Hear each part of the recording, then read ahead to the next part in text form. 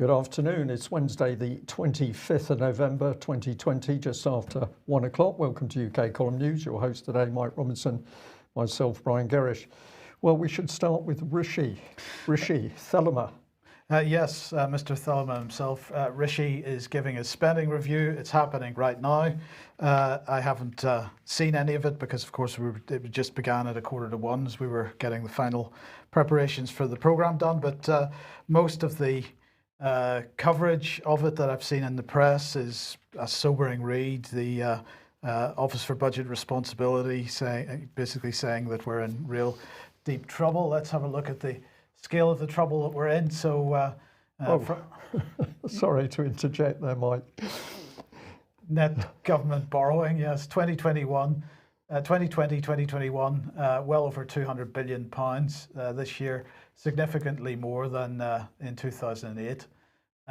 So not looking very good. They're talking about freezing public sector pay, except for NHS frontline staff, of course. And they're talking about setting aside money, despite the fact they haven't got any. They're going to set some aside to tackle climate change. And regional inequalities are going to give bigger bungs to the regional governments. So what else can we say? I suppose we can't really say any more until later on this afternoon, whenever we see what he actually said. But I don't think it's going to be terribly good. It's not going to be good, Mike. Well, I think we should remind people, of course, the money is money created out of nothing and ultimately out of the control of the UK government. Absolutely. Now, disinformation. Well, fantastic Twitter thread was sent to me from Laura Dodsworth. Probably not a UK column viewer, but nonetheless quite an interesting Twitter thread. And she said, on the 19th of November, there was a coordinated campaign of over 300 tweets comprised of accounts which took genuine and which looked genuine and some which seemed to be bots. Who initiated this campaign and who deployed these accounts to push for online censorship? So that was sent on Wednesday evening. And she put some graphics with that because she did a fantastic job and pulled together a graphic with all these tweets on them. And they all look pretty similar. So let's have a closer look. We find that they're in fact identical. So the tweets that she was talking about said more and more people are scared of getting vaccinated after reading anti-vax fake news online. We finally need a law to rein in the social media giants. At Boris Johnson, #online harms. And of course, this is something we've been talking about for a very long time. The online harms legislation is widely expected. Now, this was all taking place on November the 19th, as you can see. And she highlighted this, and she highlighted the fact that Damien Collins, just by coincidence, had been speaking in the House of Commons about online harms on that very day. So let's have a listen to what he had to say. Thank you, Mr. Speaker. I congratulate my honourable friend, right honourable friend, Member Kenilworth, on his excellent speech introducing this debate. I think we need to be really clear that the online harms white paper response from the government is urgently needed, as is the draft bill. We have been discussing this for several years now. When I was chair of the Digital Culture, Media and Sports Select Committee, we published a report in the summer of 2018 asking for intervention on online harms, calling for a regulatory system based on a duty of care placed on the social media companies to act against harmful content. There are difficult decisions to be made in assessing what harmful content is and assessing what needs to be done. But I don't believe those decisions should be made solely by the chief executives of the social media companies. There should be a legal framework that they have to work within, just as people in so many other industries do. It's not enough to have an online harms regulatory system based just on the terms and conditions of the companies themselves, where all Parliament can do, all a regulator can do, is observe whether those companies are administering their own policies. It must come with a regulatory body that has an auditing function, that can actually look at what's going on inside these companies, look at the decisions they make to try and remove and eliminate hate speech, harmful hate speech, medical conspiracy theories, and other more extreme forms of harmful and violent content. Companies like Facebook. So that's pretty much what he was saying on the very day that this Twitter campaign seems to have been run. And well, she went on to highlight Carl Hennigan here because he was tweeting this out. Here's what happened when I posted our latest Spectator article to Facebook. I'm aware this is happening to others. What has happened to academic freedom and freedom of speech, he asked. There's nothing in this article that is false. So this is the image that he posted with that. When he posted his article that was in The Spectator to Facebook, Facebook decided that that was false information, despite the fact that Carl Hennigan is one of the most renowned academics in this area, and the area of COVID and so on, and virology and so on. The headline of the Spectator article, if anybody wants to go and actually read it, was "Landmark Danish Study Shows Face Masks Have No Significant Effect, but Taken Down by Facebook." So Laura Dodsworth then, if we come back to her, tweeted this out at the end of her thread. "If we're talking about hashtag online harms, let's talk about coordinated social media propaganda campaigns. Who deployed this bot network and why? Is it an attempt to influence public opinion and therefore policy? Who is to be the arbiter of truth and censorship? We need answers." Well, look, I'm going to try and give some answers now. Let's see if we can answer those questions. It starts here with the Eastern Partnership. This is EU, of course, in September 2017, when a certain guy called Andy Price took part in this event, Democracy and Propaganda. Here is an image from that, and there's Andy Price. It took place in the Hilton Hotel in London. It was organised jointly by the European Endowment for Democracy and the EU Eastern Partnership. Now, the EU Eastern Partnership is in fact a Foreign and Commonwealth programme that, quote, works to counter and reduce the effects of destabilising disinformation. So Andy Price was there as a representative of the Foreign and Commonwealth Office's Disinformation Unit. It's Counter Disinformation and Media Development Programme, as it's formally known. And Andy Price popped up several more times over the next few months. He took part in this event, a British-Ukrainian interagency consultation countering cyber threats held in London in March 2018. And he then went on in April of the following year. Sorry, this is still 2018, Disinformation, the Playbook and How to Fight It, the Brussels Disinfo Lab. And then in October, he took part in the Atlantic Council Stratcom event. He was in session 3 of that on October the 3rd. You'll not find this on the Stratcom website anymore. It's been taken down, but you will find it if you want to go looking on the Wayback Machine for this information. You find Andy Price's name on that. Now, every session of this event, of the Stratcom event in 2018, was put on YouTube, Brian, every session except for this session. So the session that Andy Price took part in was not broadcast on YouTube. Everything else was broadcast live. That effectively means censored. That was censored. Absolutely, but he's on the list. So that was where we discovered this organisation, the Counter Disinformation and Media Development Programme from the Foreign and Commonwealth Office. And of course, that organisation claimed to be about countering Russian disinformation in other countries. So it was all about Foreign Office pushing out British soft power into other countries to counter Russian disinformation, particularly in Ukraine, which is why Andy Price was at that Ukrainian-British event. But then what happened? Along comes the Integrity Initiative run by Chris Donnelly. And the Integrity Initiative was in fact a Foreign and Commonwealth Office counter disinformation media development sponsored project. And of course, this brought the work of the counter disinformation team straight back into the UK. So they're busy pushing anti-Russian narratives in Ukraine, and then through the Integrity Initiative, that was coming straight back into the UK again. Well, unfortunately, for the Integrity Initiative, their website was hacked. Those documents became freely available on the internet, and they ended up having to issue a statement on Russian media publication of hacked documents. Well, of course, it wasn't Russian media publication. This was anonymous that carried out this hack. Nobody actually knows who was specifically behind it. It was published on an anonymous linked website. And then, yes, some Russian media did pick it up, but so did the UK column, and so did a number of other organisations. The Integrity Initiative, as I say, pushing the Foreign Office's counter disinformation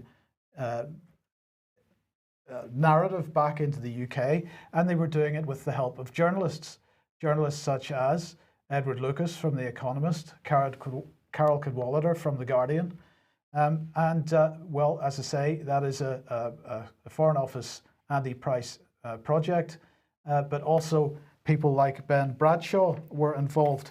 Now, Ben Bradshaw, along with Damien Collins, but Ben Bradshaw was also chair of the Digital Culture, Media and Sport Select Committee at one point, and he was pushing forward anti-Russian narratives at the time. And another person that was involved with this was Sir Andrew Wood, Foreign Office, and of course he was a former British ambassador to Russia, one of the founders of Orbis Business Intelligence, which of course is the organization that features Christopher Steele, who was the author of the Trump dodgy dossier.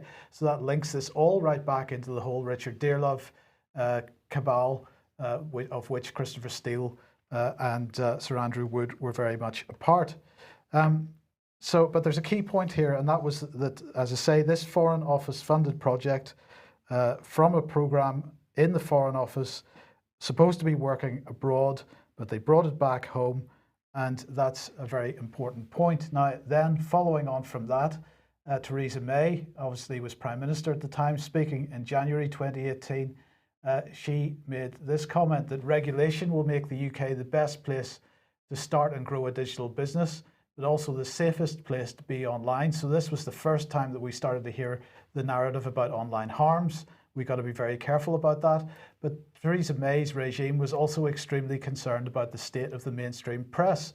And so not long after that then, in March, Matt Hancock went into the House of Commons and announced the Cairncross Review, which was all about supporting the mainstream press, because the mainstream press was losing its ability to control the narrative in the way that it perhaps had done before, social media becoming much more important.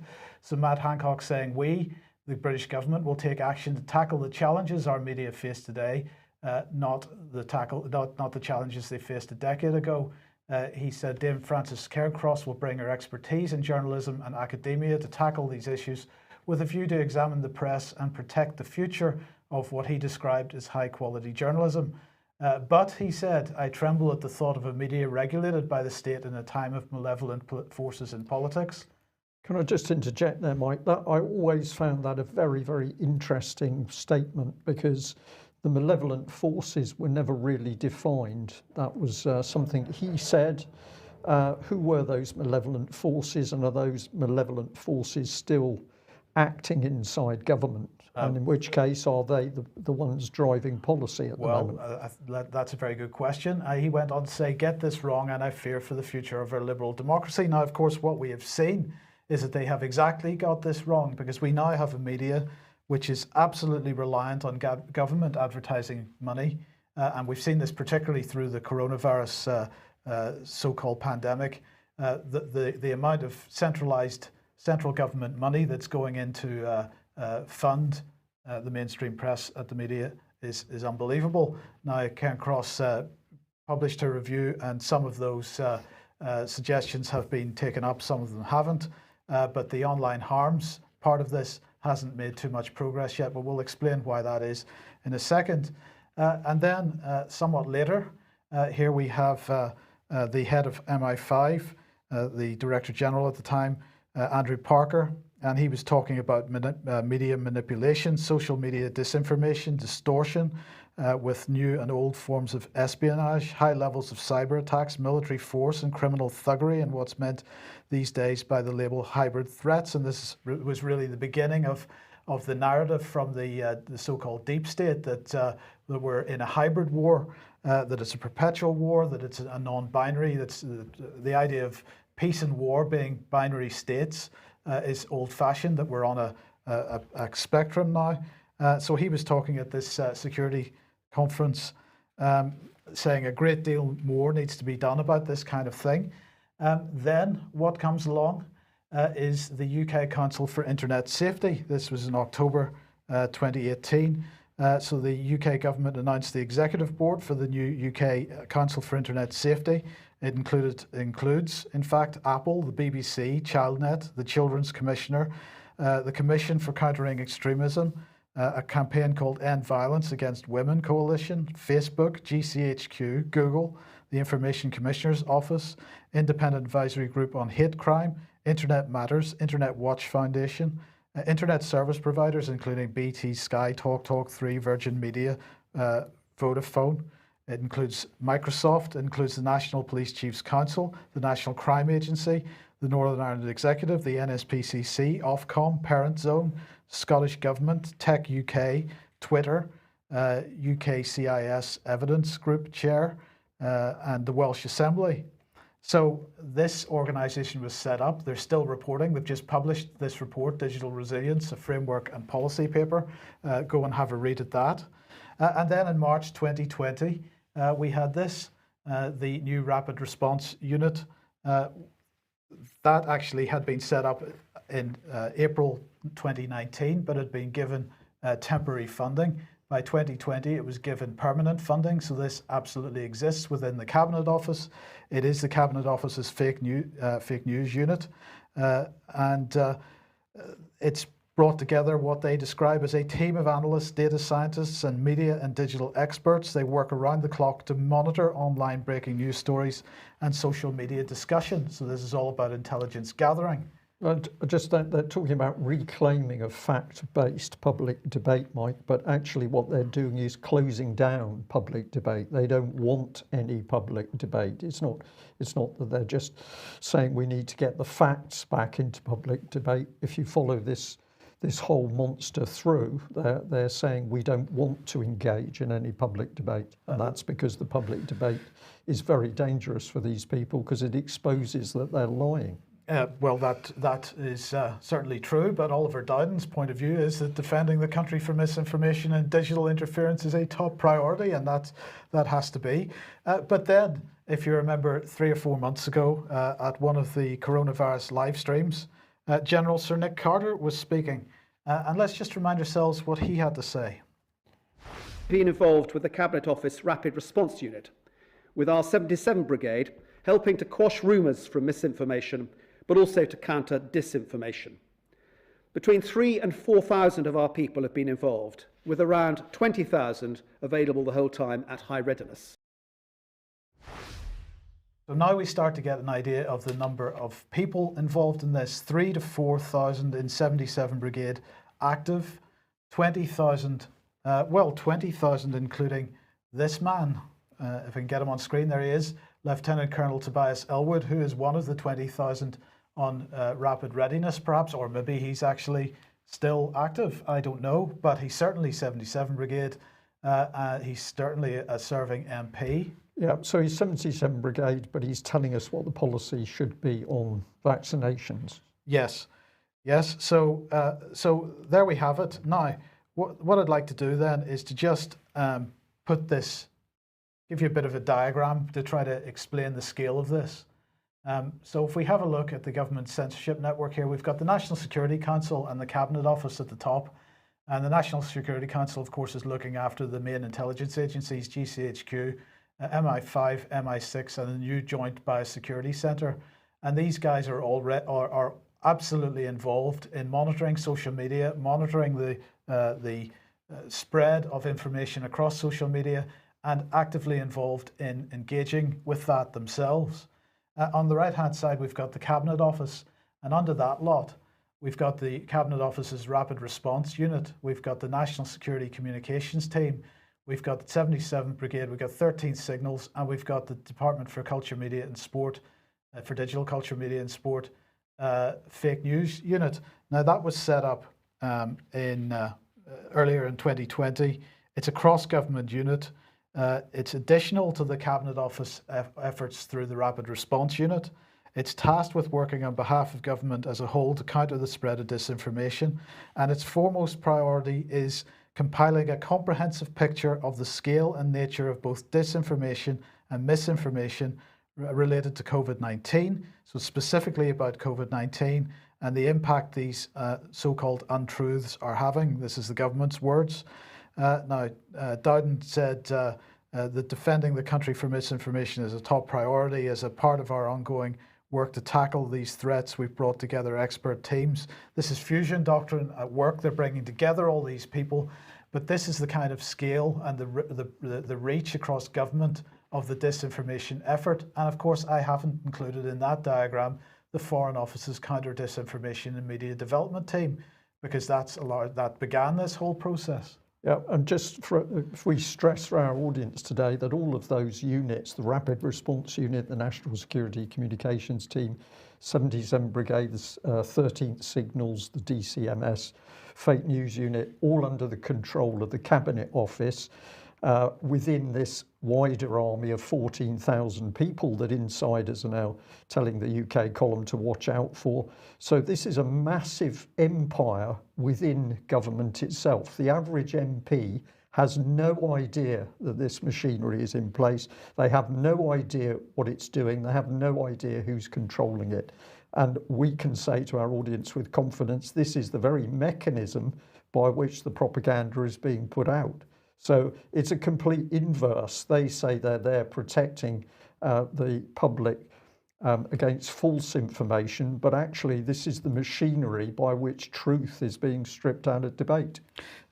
So that's the picture. Let's look at a couple of faces that go with this picture then. So who's in charge of the National Security Council and therefore all the intelligence agencies? Well, it's David Frost, and he is the National Security Advisor, of course, also head of the Brexit negotiations at the moment. And then as for the other part, the Cabinet Office section, we've got Simon Case, who's the Cabinet Secretary and head of the Home Civil Service. So he is ultimately responsible for this lot. So that should answer the question, who's behind it? How many people are behind it? Well, the figure of 14,000 is tip of the iceberg, I would guess. Well, it is, because of course we've got the 20,000 that are in reserve for 77 Brigade. So that's probably 14,000 active within the Cabinet Office, within 77 Brigade, and within the Department for Digital Culture, Media and Sport. But I was sitting all smug this morning thinking to myself that I had a picture of what's going on, when suddenly another group, organisation, department reared its ugly head, and it's called Hut 18. It's all about an information war, and the government press release says that this is an information warfare network. It's been launched yesterday in partnership with the Defence Academy of the United Kingdom, and they're saying that misinformation, fake news or information warfare, the concept is not new, but technology and innovation have created an expressway for its disinformation. And so they've set up this new cross everything group. They're saying that information warfare, they define it as controlling one's own information space, protecting access to one's own information, while acquiring and using the opponent's information, destroying their information systems, and disrupting the information flow. Now, this is extremely important because I think it was Nick Carter recently. I need to confirm this. I couldn't find it just before we came on the news program this morning. But I think, Brian, it was Nick Carter a couple of weeks ago was saying that, you know, the perception within the Ministry of Defence and the military was that they would be deployed overseas and they would come home, and home would be safe, a safe place. But home is no longer a safe place. Where they're at home, they perceive themselves as being at war at home just as much as abroad. And of course, this is because they now are working in the world of perpetual hybrid warfare, where they see information war as being a very key part of what they're doing. Yeah, and the UK public is itself seen as a threat. So even though they're home in UK, they now look out the window and say, oh, well, of course, we're not entirely safe, because within the public, we now have terrorists, we now have extremists. So this is a created scenario of fear. Yes, indeed. And well, Hut 18, they're saying that information warfare touches so many aspects of our society, so they seek to bring together technical and non-technical practitioners. They are creating a community of interest, they say.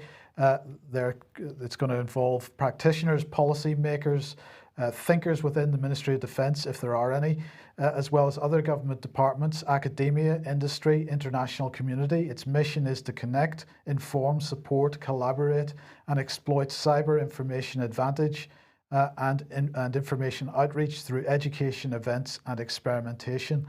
This is the wonderful Caroline Woodbridge Lewin, who's from the Information Warfare Group at the Defence Academy. She's saying big data, autonomy, machine learning, social sciences, social media and global connectivity all play an increasingly important role in our lives and if used against us form the basis of information warfare. I just want to say on this Defence Academy, if people do their own research into Defence Academy, I'm pretty confident that what you're going to find is links between Defence Academy and big companies, and particularly the big consultancy. So you're going to find that you're not dealing with the military, you're dealing with a collaboration unit between the military and globalist companies and consultancy. So effectively this goes around in one big loop. I know we've got some good research on this, so we'll dig it out. But if people think, oh, well, the Defence Academy is the British military, no. What you'll find is that this is I'm describing it as a soup. This is a mix where it's half military and half influence from the commercial sector. So they are, in fact, building on that architecture and pointing it in a particular direction, which is about this information war. Hut 18 strives to build the network and the relationships of those working in diverse fields to counter these disruptive techniques. What can you say? Well, I pick up on the word disruptive, Mike, because we had a video clip of a gentleman which we identified through our work exposing the political charity Common Purpose. And of course, what was he talking about? The need to get into organisations and disrupt them. This is a policy. The NHS has been brought to its knees by disruptors working inside, but apparently we've now got these units protecting us for disruptors. Yeah, because some people are the wrong kind of disruptor, Brian. Well, I was going to say that the protest from Ms. Caroline Woodbridge Lewin is probably that they are doing the disrupting in the first place, but a bit more research needed on that. So look, I'm hoping that goes some way to answering the question of who is actually behind this and how many people are behind it. The question that is still to be answered is specifically where is the money coming from for this, at which particular budgets and so on, and who's behind that. But nonetheless, it should be pretty clear that the infrastructure behind trying to keep a handle on government narrative is massive. And it's something which needs much broader exposure. Indeed, so everybody who's researching that is a very powerful resource, as Mike's demonstrated today by showing the good work on the linking of those Twitter accounts. This is stuff that anybody can do from their own home. And if there's hundreds of thousands of people researching, the information comes to the surface pretty quickly. Okay, if you like what we do at the UK Column, then please head over to ukcolumn.org/community, and there are options to help us out there, and that would be very, very much appreciated. I'd just like to highlight an opinion piece that's gone up from Ian Davis yesterday on the website called Not Led by Science. He's really arguing against this idea of consensus science. He's saying the consensus science is basically science denial, in his opinion. And it is a great article. Please share it as widely as you possibly can. And we just put up this graphic which was sent to me yesterday. I don't know who the artist is, so thank you very much for whoever came up with this image. But we're going to put it up at a time when clearly the UK government wants to shut down free speech.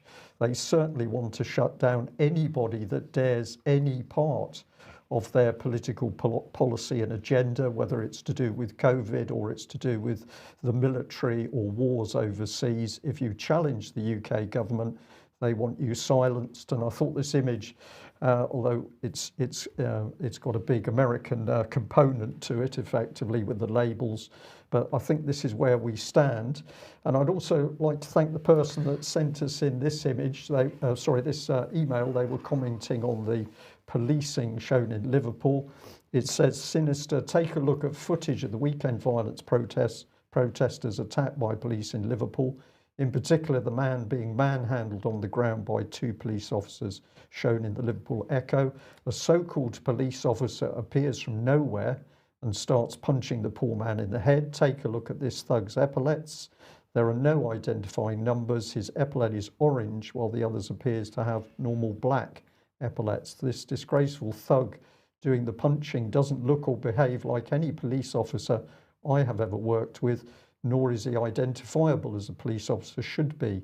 It's a considerable time since I retired, thank God, but if I were in today, I would walk away. The nausea is too much. Things are very different now, but I wonder why this thug appears different. There was some other comment to that email, but of course, what we see is professional analysis by a former police officer who is clearly recognising that something is very, very wrong inside the police. And I'm going to say it's the duty of every one of us in this country to dig out what's happening to our police constables, and obviously to help the decent people still in the police to clean out the organisation. And you can see that video on Monday's programme, of course. Now, lots of people talking about, this is just a still from the video clip yesterday, lots of people talking about Charles Walker intervening when the police were trying to arrest a 78-year-old woman who was amongst a handful of people protesting outside Parliament yesterday. Charles Walker then went into the House of Commons and raised a point of order. So let's just have a listen to what he had to say. Now, when we watch this video clip, Charles Walker, of course, has been quite outspoken in the last few weeks, and he's been on this programme from the floor of the House of Commons a couple of weeks ago. Formerly chair of the 1922 committee, if I remember rightly. So he's been quite critical of Boris and lockdown and the suspension of rights and so on, particularly the suspension of right to protest. So what he says here is good in and of itself, but I was equally fascinated by the response from the Deputy Speaker. So just have a watch of this. Point of order, Sir Charles Walker. Madam Deputy Speaker, I have just witnessed an elderly lady peacefully protesting with a handful of other people be arrested and carried spread eagle to a police van just outside the precinct of the House of Commons. This is a disgrace. This is un-British. It is unconstitutional. And this government, our Prime Minister, needs to end these injustices now. Madam Deputy Speaker, will you bring the Prime Minister and or the Home Secretary here today to sort this out? She was an old lady robbed of her dignity for having the courage to protest about having her fundamental rights and those of my constituents and others removed. Well, I thank the honourable gentleman for his point of order. I can see that this is obviously an extremely distressing situation. I shall, of course, ensure that the Speaker is aware of the honourable gentleman's comments, but I also know that we have ministers here who I'm sure will ensure that his comments are fed back and his very strong views on the incident that happened. Thank you. I shall suspend the sitting now for 3 minutes to allow for safe exit and entry of members of Parliament. So that response from the Deputy Speaker was pathetic. No emotion. Of course, she feels that she can't show any emotion, because if she showed emotion, she would become a woman, she'd become a human being again. So by this quiet, reserved delivery, she actually suppresses humanity. She doesn't comment on the fact that a 78-year-old lady has been thrown into the back of a police van. So she's deflecting. But she also says, what does she say? You're very passionate. Well, that actually, she's being rude to him, because what she's actually saying is, oh dear, you've broken the parliamentary protocol by actually daring to show some emotion in the House. So there's some pretty vicious psychology going on in this. But they've all walked into that room. They've sat in the room with COVID, the virus, floating around. But now they're going to leave the room safely with a 100-yard gap between them, 3 minutes for 3 people. Yes, that sounds about right. Well, of course, where is the violence actually sitting? It's not with the individuals protesting, it seems.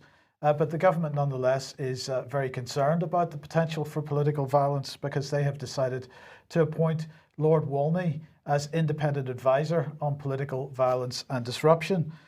So he's currently serving as the UK Special Envoy for Countering Violent Extremism at the Home Office. But he's going to be independent in this role, so I'm not quite sure how that works. But anyway, that's a typical description of independence as far as I can see. And they said that the coronavirus epidemic has coincided with an increase in activity and prominence amongst far right, far left and other political groups. And so he is going to examine the points at which the activities of such groups can cross into criminality and disruption to people's lives, and draw lessons for the UK from action taken by international partners.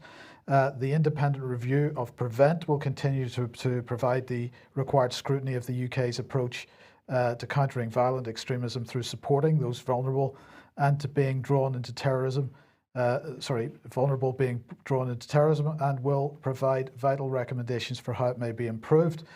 So this is what he had to say. I'm really pleased to be asked to advise the government on how groups from across the political spectrum are seeking to exploit the fear and uncertainty of this period in the UK and elsewhere. And I'm just going to ask everybody watching this program, have you seen this? Have you? Because I would like to see it. I have not seen anybody seeking to exploit the fear and uncertainty of this period from far left or far right groups specifically. But where I have seen it from is the British government, and particularly Spy B and SAGE. And let's just remind ourselves of this document, which the UK column exposed first in March. Options for increasing adherence to social distancing measures from Spy B, the use of the media and utterly complicit and paid for media to increase a sense of personal threat. And they absolutely felt that this was effective in making sure that people adhere to social distancing measures if accompanied by other options. But nonetheless, the only group, body, institution, organization that I have seen specifically exploiting the COVID-19 narrative to build fear is the British government. And you can't be less direct than that, because the trail is straight back to the Cabinet Office and the British government. And it's been the UK column alone that has exposed this trail back to the 2010 Behavioural Insights document, Mindspace, where the government was boasting that it could play with people's minds and they wouldn't know what was happening. So the trail goes straight back to the government. It goes straight back to David Cameron. And of course, David Halpin was the man working alongside the French neuro expert Oliver Willier, who was part of Sarkozy's team. So this was a joint Franco-British effort to use applied psychology to get the political agenda across. Well, if we're concerned about what's happening in the UK and how UK police are acting in an increasingly brutal way, enough for an MP to make a statement in Parliament, the same is happening in Germany. Let's just have a look at this video that we've got here, which is Dr. Alexander Gurland, who's chair of the Alternative for Germany group. Now, they are generally labelled as being right-wing. Excuse me. We're not interested in that description. We're interested in listening to what the man had to say. Let's listen to his address. I will watch it. Part of gesellschaftlichen Gefüge. Wenn die Regierung und regierungsnahe Medien diese Teile der Bevölkerung stigmatisieren und beschimpfen oder gar mit dem Verfassungsschutz bedrohen, statt mit ihnen zu reden, werden diese Risse tiefer und das Misstrauen wird größer. Und, meine Damen und Herren, wenn Abgeordnete von der Polizei zu Boden geworfen werden, dann darf man fragen, wo sind wir eigentlich angekommen in diesem Land? So if we just do some comments on that, a short clip encouraged people to actually look at the total address that he gave. But basically he's saying what's happening in Germany is we've got more and more state surveillance, and now we've come to the situation where members of the Bundestag can be thrown to the ground by the police. And of course there's been enough videos on alternative media showing this brutal behaviour by the German police. Now, we commented on this.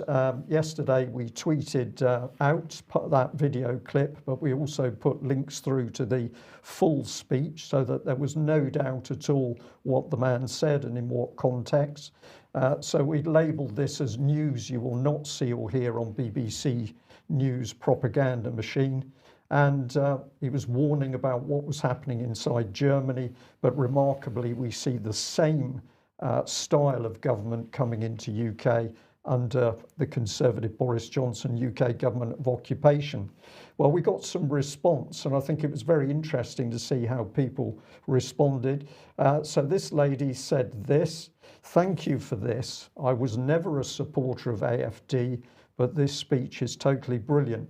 And what I think is so totally brilliant about this reply is somebody is recognising that they haven't agreed with the overall agenda of the AFD party, but when they listen to the words of the man and what he's actually talking about in this case, they can see the warning and they can understand what's being said. So a very clear, concise response. Contrast it with this one. So we've got Simplicius. He says, "This guy is an AFD representative. He does not speak for the majority of Germans, nor do the mask refuseniks and conspiracy theorists." So here's the aggressive unpleasantness coming in, and comparing the current German government with Nazis is an insult to those killed by the Nazis and to all those who survived their rule. Well, that's a pretty hard line, so we decided we would respond to this gentleman, and we sent him back an image of the White Rose. And if you're not familiar with this, this is a resistance movement that was inside Germany itself. The young people involved were sentenced to death and they were guillotined. Particularly brave young people standing up against the Nazi regime. So we included this back to Simplicius. He's no doubt annoyed because I added an O to his name, but never mind. Your reply, Simplicius, misses the evidence and engages the rhetoric, an insult to those killed by the Nazis, ? Your reply is an insult to the brave young German people that stood up to the Nazi regime, now reappearing in Germany and UK. Censorship, state security and arrests, wake up. Well, we didn't have to make any of that up, and I'm putting the link here. You can freeze this to see it on screen, but if you haven't watched a film called The Final Days, which tells the story of these very, very brave young people within Germany, I would encourage you to do it and think about what we are particularly warning about on UK Column News today. Well, let's take a break to a new subject, because through the letterbox, many people are getting this. Quite an extraordinary envelope, Mike. Thank you very much to the person who sent this in to us. So it's from the NHS. It's covered with warnings: private and confidential, addressee only, do not forward. Important health care. Did you know every missed appointment costs the NHS around £160? If you cannot make an appointment, please let us know. Someone else might really need it. I found that a bit bizarre because everybody's saying they can't actually get an appointment to miss at the moment, Mike. Yeah, that's a disgraceful comment, actually. Yeah, disgraceful, isn't it? So this is a very cynical envelope itself, because it's using applied psychology to alarm people.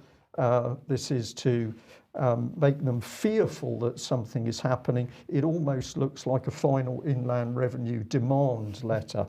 Well, if we take a look inside, I know this one's a bit difficult to read, but we'll pop it up on screen in a second. It's covered with barcodes and scan images, which obviously show the scale of digitisation. Nevertheless, it's been sent out as a letter. Let's have a look. I've made up the name Delia Jones. Dear Delia Jones, I'd like to remind you to book an appointment at your GP practice or pharmacy to get the flu vaccination. It's important that you get vaccinated, as your age means that you're at greater risk of complications from the flu. So this is coming into people over the age of 65. Why do I need a flu vaccination? It says getting vaccinated each year helps to protect you and others from the latest strain of flu. It goes on to say a variety of other things. Visiting your GP practice or pharmacy, your GP practice and the pharmacies in your area will have a range of measures in place to keep you safe from COVID-19. But I thought this was about the flu. Well, it's mixed, of course, because this is a scare tactic. It's go and get a flu vaccination, but what we really want to do is give you a COVID-19 vaccination. But that sentence doesn't make sense, does it? Your GP practice and the pharmacies in your area will have a range of measures in place to keep you safe from COVID-19. But we're told we haven't got any measures to protect us from COVID, which is why we're all locked up at home. This is applied behavioural psychology going on. Flu vaccine availability. This year, early demand for flu vaccine has been higher than usual. Some people have not been able to get vaccinated straight away. So that is nudge unit language, because of course suggesting that there's been early demand suggests that lots of other people have been very keen to get hold of it, and really you should be very keen to get hold of it as well, because so all get those there other in the people. clue. It's like Yes. toilet rolls, Mike. This is like toilet rolls. Yes. The toilet rolls are running short. You should get into the supermarket to get your toilet rolls. But we're going to give you a vaccination. Now, let's look at the end of the letter. This is it. It says this: what do I need to do now? Please make an appointment with your GP practice or pharmacy to get vaccinated, and take this letter with you to your appointment as it may be needed. Well, they'll have to scan all those barcodes, Brian. The flu vaccination will help to protect you from catching and spreading the flu virus before the peak of this year's flu season. If you already have an appointment booked or have had your flu vaccination this year, you don't need to do anything. So this is twisting, isn't it? 1 minute it's flu, but actually this is targeting COVID-19 and the new vaccines coming up. But this is what fascinated me. It actually had a signature on it. This is extremely rare now in UK government documents. So this is signed by a lady called Dr. Nikita Kanani. I noticed that she doesn't make any mention of the risks or adverse side effects of vaccination, and that's contrary to the NHS's own informed consent policy. The NHS should tell you the risks of all medication as well as the advantages, but you notice that in this letter she doesn't tell you anything about the risks at all. But this lady has signed it, and I believe that that makes her personally responsible if somebody takes this letter, has a vaccine, and then suffers as a result. She's put her name on it. Do you think that's a reasonable statement? Could be. Could be. So what do we know about Nikki Kanani, and should we trust her? Well, I'll leave the audience to decide, but here she is on the NHS. She's a GP, South East London, Medical Director of Primary Care for NHS England and NHS Improvement, and prior to joining NHS England, she was Chief Clinical Officer of NHS Bexley Clinical Commissioning Group. Now, I don't know how old this lady is. I've seen something saying that she's about 40.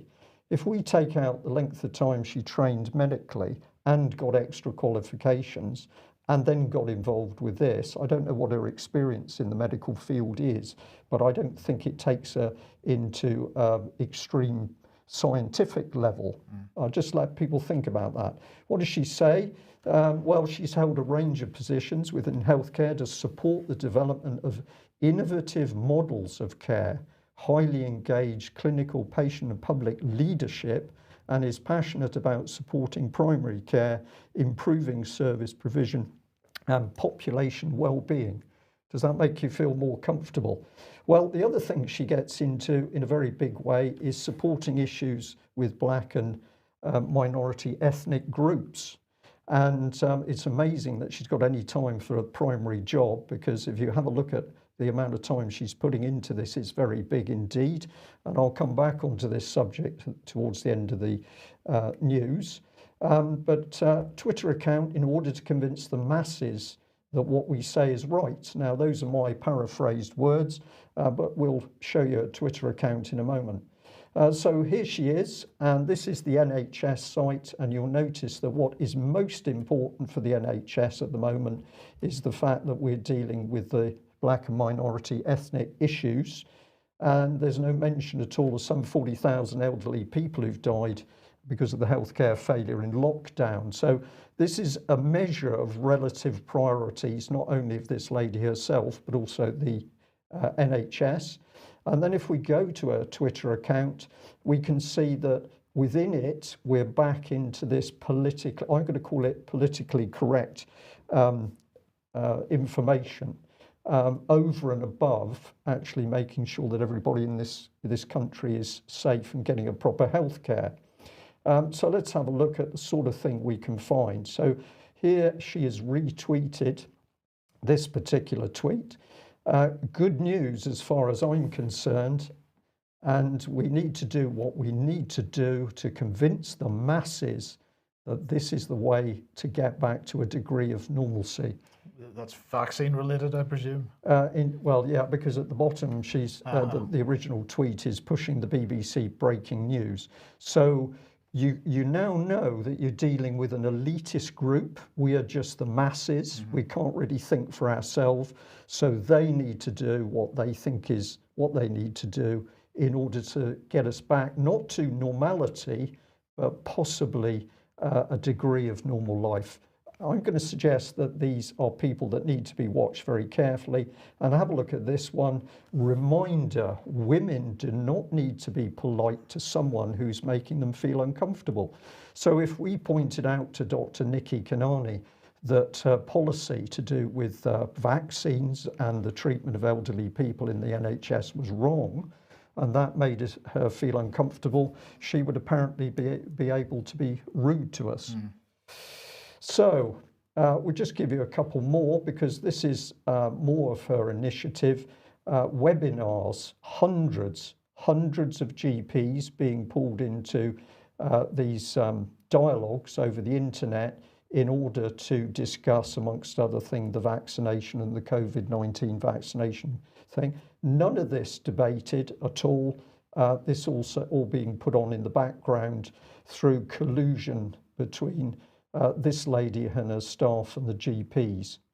I think this needs watching. It needs people to dig into it further. But of course, it's not as simple as just the NHS, because we quickly find that not only is she in that key position in the NHS, she's also here on the General Advisory Council of the King's Fund. And if you don't know who they are, we can relax, of course, Mike, because it's an independent charitable organisation. Good. That's always good. With a vision that the best possible health and care is available to everybody. That's pretty realistic in the current climate. We can't deal with GP surgeries, but relax, this independent charity is going to help us all. And it says clearly that they're not aligned with any political, professional, or any other interests. Well, that's interesting. So here they are. This is how much work they're doing. So they've put out 30 publications. They got 92 blogs. This is an influencing organisation, and their job is to spin health policy in the direction that they think it should be going. But if we come over to this lot, we've got internet activity there and Twitter activity. So this is clearly an influencing organisation. I could say putting out propaganda, but that might be a bit hard.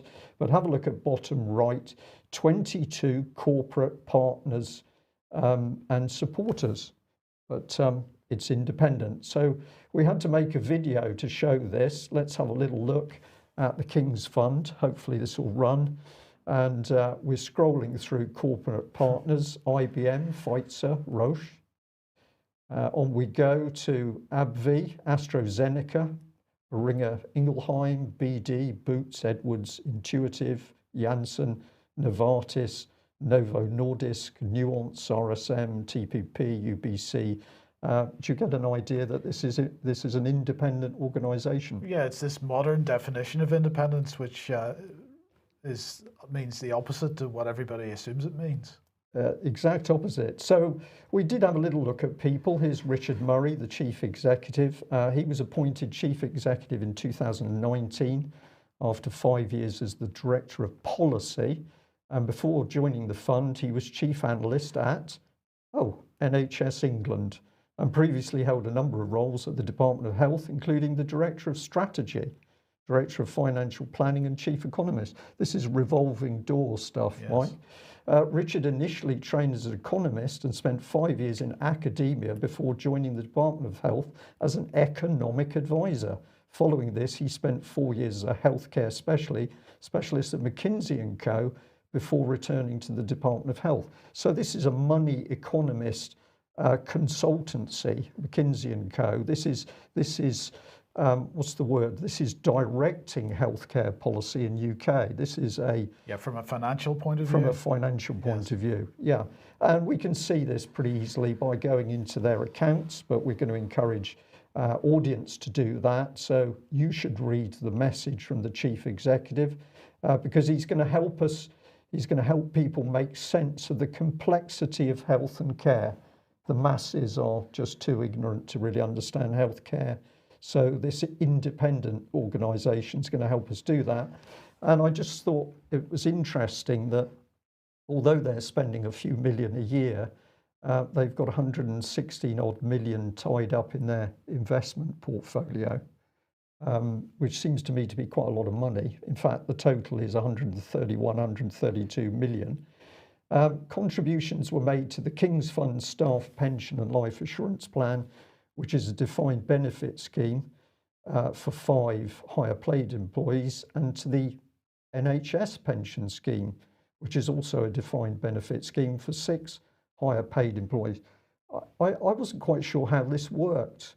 Why is this organisation contributing to an NHS pension scheme? Well, I suppose those 6 higher paid employees probably have an NHS pension that they are continuing to pay into, even though they've moved across the to the King's Fund, which of course is completely independent from the NHS. It's independent from the NHS in every way. So let's just end the little segment by Dr. Nikki Kanani, and here she is circulating her own self-praise with a couple of little hearts for herself, because Dr. Ragshri Dawanya, if I pronounce that, Dariyawan. I apologise to the gentleman. You should as well. But I should, yeah. Huge thanks to Nikki F., whose flu vaccine reminder letter, the very letter we've been looking at, has persuaded my dad to have the jab for the first time. 4 doctors in his immediate family have so far failed. So this shows the power of what this woman is doing. And of course, Twitter is being used alongside the NHS. Well, with a few minutes to end, let's just bring up the hot topic.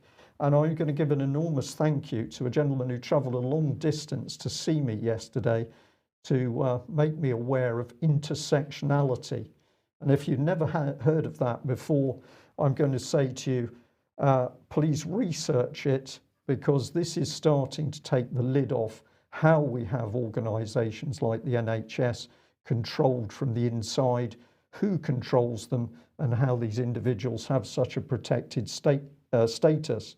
But if you never come across the term, well, this is just the wiki analysis of it. Intersectionality is a theoretical framework for understanding how aspects of a person's social and political identities combine to create different modes of discrimination and privilege.